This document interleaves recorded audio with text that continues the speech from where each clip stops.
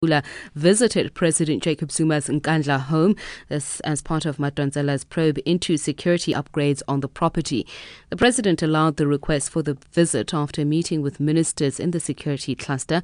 Nkandla, a team of senior officials, the public protector and her team worked through the day yesterday to complete her inspection of Nkandla.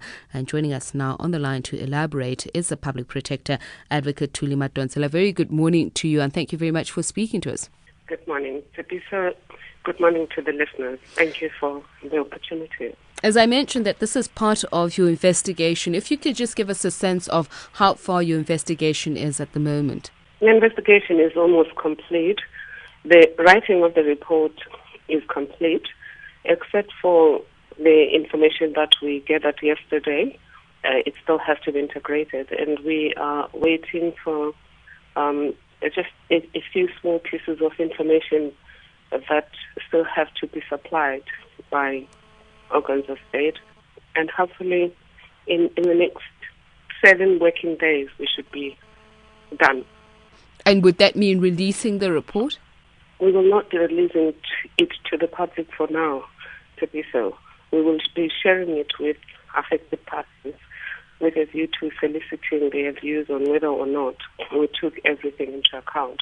Once we've heard their views, then we'll release the report, which should be at the beginning of September and latest 15th of September. Public Protector, perhaps if we could just go back to the reason behind the investigation, if you could just also take us through the terms and reference.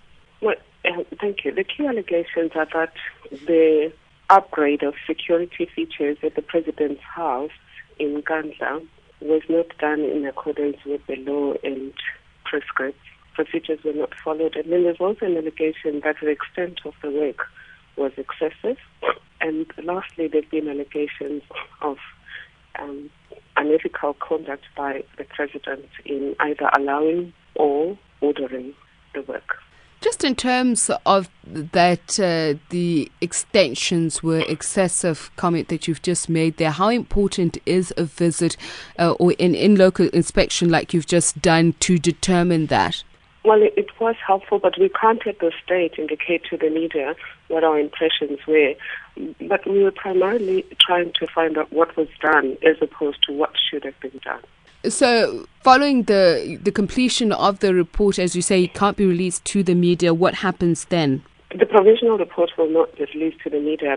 That is by law. It's a requirement of Section 72 of the Public Sector Act. And then once the final report will be released to the public, but after we've had a proper discussion with relevant parties about any security implications of anything that we publish. Just on the issue of public interest, how important is it that the media or the public in general have access to your findings following all processes being completed? Do you think it will put to rest or at least put into context some of the allegations and the claims that have been made? I think yes. Releasing everything to the public would help people to understand, firstly, what the law required to be done and what was done and why things were done the way they were done. But more importantly, it is really about strengthening democracy by ensuring that the exercise of public power and control over resources is done accountably and in accordance with the law. All right. Thank you very much for your time. Public Protector Advocate Thuli Madonsela.